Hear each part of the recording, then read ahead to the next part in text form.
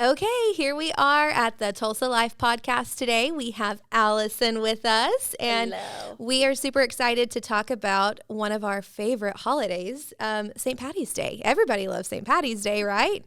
I mean, Oh, yes. Allison's like, sometimes I do. Yeah.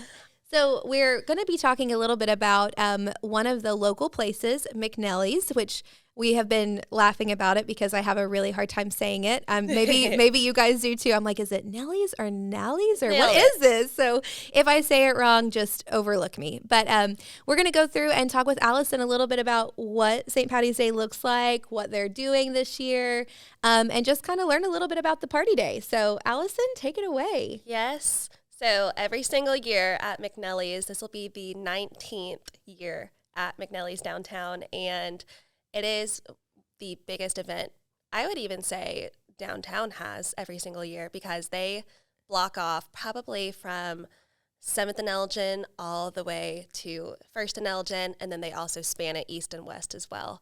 And so I would say probably, I was telling him earlier that probably, I would say around 10,000 people Wow. will probably span in and out, ranging from outside, all of the trucks outside. Oh my gosh. There will be a semi-trailer with 30 taps outside.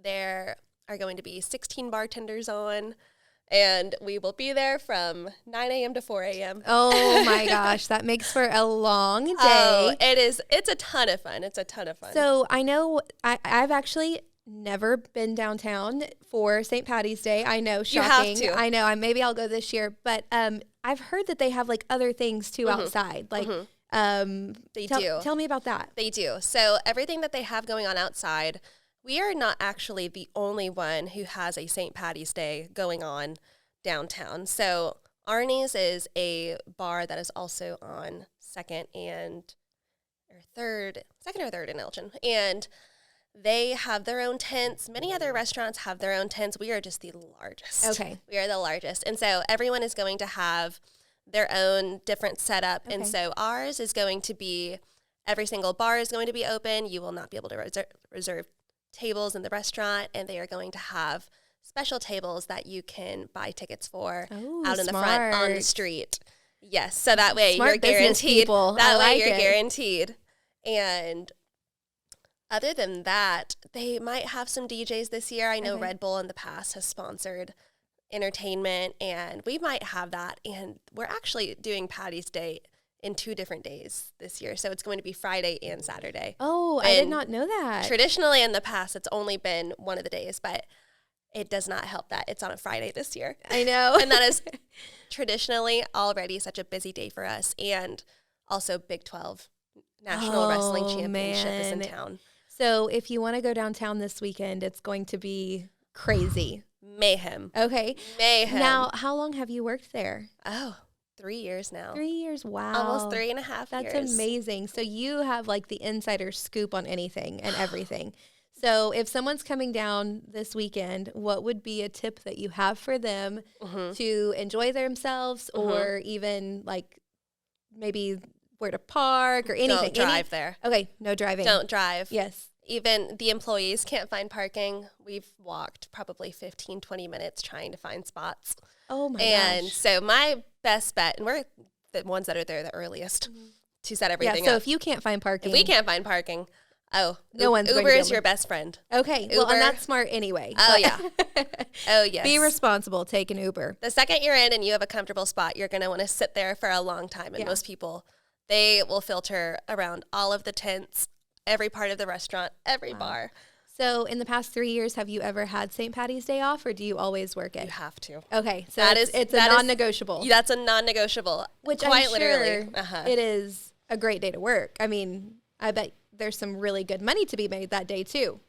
It's like a closing. Yeah, It is. I bet so. Speaking of closing, I want to back up a little bit and introduce you all, because I did introduce you to Allison, but also Allison is not just a St. Patty's Day know-it-all. She also works here in our office as a real estate agent. So, I mean, how long have you been? It's actually, I think this month is your year. My year?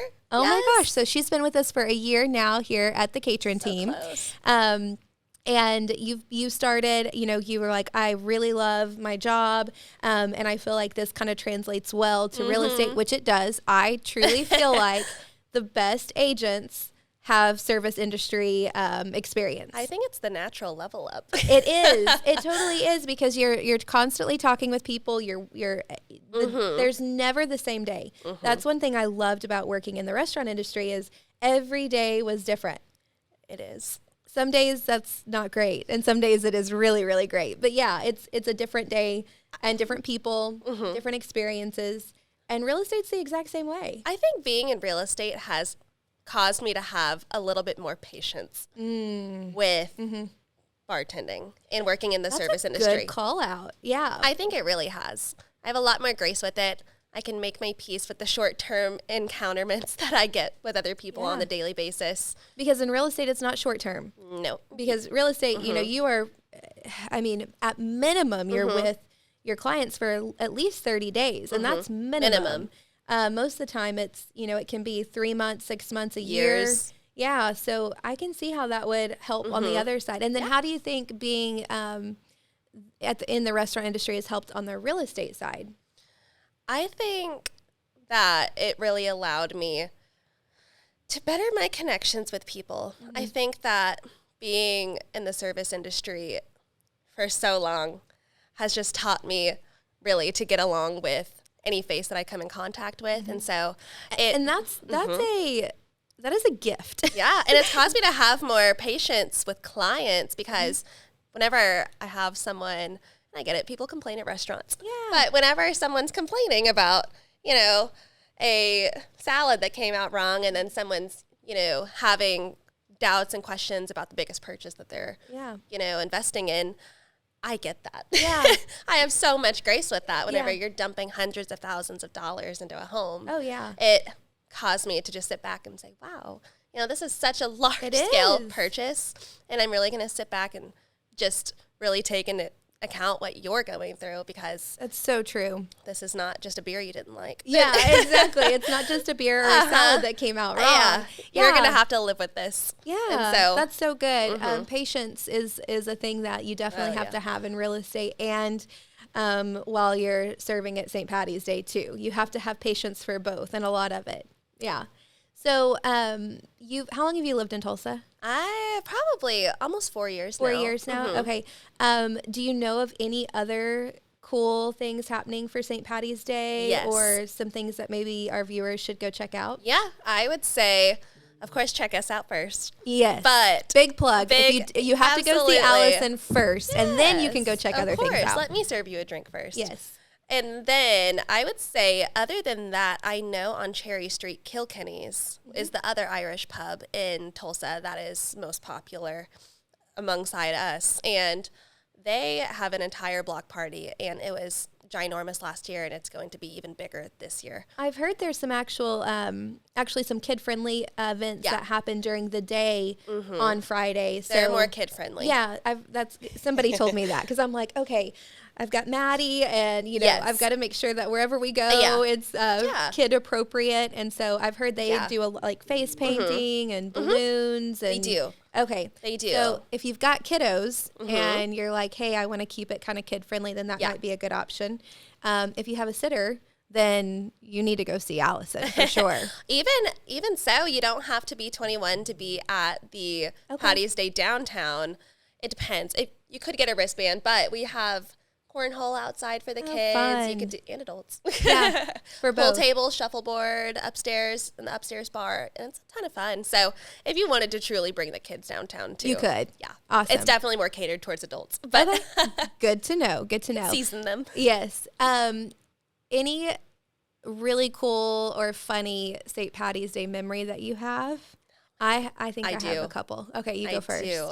So the first St. Patty's Day that I ever worked there was in 2020, and I bet that was wild. It wasn't because of COVID, right? That was the day it shut down. Yeah, everything, and so everyone was very somber. And I said, I had never seen a traditional Patty's Day for them, and that was always kind of a day everyone relied on, looked forward to, because that was the day you're going to cash in. Yeah, and so it was not busy at all that year. And so I didn't really get any of the fun action that everyone else talked about in the years past. But the next year, 2021, I was finally able to bartend, but up until that point, I had actually never bartended at McNellies. Okay. I'd bartended other places, but it was the very first day that they had planned on opening the patio bar outside, and the owner, Elliot, he's hilarious. I love that he had this much faith in me. But I had never bartended there, and this patio was his baby, his project that he had been working on. And it started to rain, hail, and everyone that was sitting outside, he said, you know what? This patio bar is not ready, but we're going to open it up to the public. And then he looked at me, he said, you. You get to do it. He said, you're the bartender out here. I said, oh, God. How am I going to do this? I said, is anyone going to tell him? And so the only thing that was tapped out there was Guinness. I poured Guinness wrong, and that is a huge no-no in front of the owner of an Irish pub. Oh, my gosh. And he taught me, and that's awesome. That day, I actually don't even remember how the day ended because it was, I think I blacked out in the middle of the shift. Yeah. Not from alcohol. Yeah.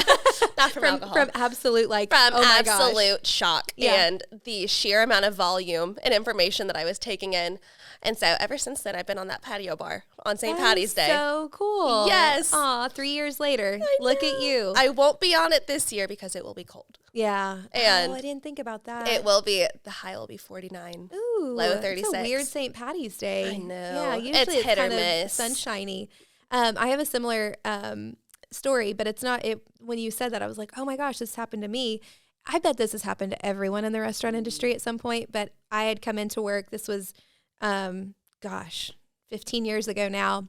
Came into the restaurant that I worked at, and our bartender actually hurt her knee, and she wasn't going to come in that day. And so our general manager was like, what are we going to do? And I was like, I can do it. And he was like, have you done that before? Have you bartended before? And I was like, oh, yeah. Oh, yeah. Not a day in my life. And so, but make it till you make it. Everybody wants those shifts though, because typically you can make some really good money. Yeah. And so I was like, oh, I can do it. So I jumped back there, had no clue what I was doing. And where I worked, it wasn't as classy of an establishment as where you work. So I had to make a ton of milkshakes. Oh, no. Oh, yeah. So I was making milkshakes, had no clue how to make any drinks at all. I was like, oh, just please have them order a beer, because if they do that, I know how to do it. But other than that, I have no clue what to do. I can pass that off. Yeah. It was a mess. But I did it. And then somehow they kept me. Yeah. And I stayed on that shift until I left that restaurant. Chris and I actually switched off. So he worked I worked Monday, Tuesdays, and he worked Friday, Saturday, Sunday. So yeah, cute. We actually met there. Oh, that's another story. This wasn't even in Oklahoma, was it? No, it was in Florida. Florida? Yeah. And we had St. Patty's Day down in Florida was that would be rowdy. So fun. Yeah. It was so fun because you had a lot of people from up north who would go down to Florida, and a lot of them were Irish. Most of our friends were. Oh, so absolutely. It was okay, I don't know why, but in Oklahoma, especially where I lived over in Westville, we never celebrated St. Patty's Day. It was like nothing. You would wear green, but that was it. Yep. And then when I went to Florida, wow. I was like, okay, this is a real thing. So. Huge celebrations. Yeah. So, okay, I think we've talked a little bit about this. So tell us again, what are your hours Friday and Saturday? Let everybody know where they can come find you. Yes. So Friday and Saturday, we, the employees, are going to be there at 9 a.m. to start setting everything up. The founder of McNellies, his father, always gives a McNellies Day toast. Aww. And that's the tradition. It's always the sweetest thing ever. And we all have our Guinness at 10 a.m. Yeah. Opening it up. Yes. And we will be open by 11. We will close it down. Oh, it's going to be way past midnight, I imagine. Yeah, I'm sure it's hard to say what time for sure, because we don't want to set people up and then you're closed. But you will have before midnight, please. Plenty of opportunity. Plenty of opportunity. And you will probably get the most tired, dragged out versions of all your bartenders. Yes, so come earlier. It will be a shell of humans. And then Saturday? It'll be the exact same thing. Okay. And so it's going to be 11 a.m. until 12 a.m. Last call, probably at 1. Yeah. 1:30, I imagine. And then they're going to extend it. Tell me, because I'm a foodie, 2 of your favorite options that they should try food-wise? We have a limited menu that day, but we're keeping the good stuff. Fish and chips. Oh, yeah. Our fish and chips is phenomenal. Yeah, that is good. I've had those before. They're really good. Honestly, our burgers, it sounds basic, but you can't go wrong. They're so delicious. So go see Allison. Yeah, fish and chips, a Guinness, a shot of Jameson. Yeah, there you go. Whatever floats your boat, but for sure, fish and chips are a burger. And anything else you want to tell us before we wrap up? Honestly, we would just love to see everyone's faces and come let us serve you a drink. Yeah. And go support your Tulsa restaurants, which is awesome. Especially you guys made it through COVID. I know a lot of restaurants didn't, and that's something to celebrate too. Yes. So, yes. Well, Allison, thank you so much for joining us. And we will see you all next week on the Tulsa Life podcast. Bye. Bye.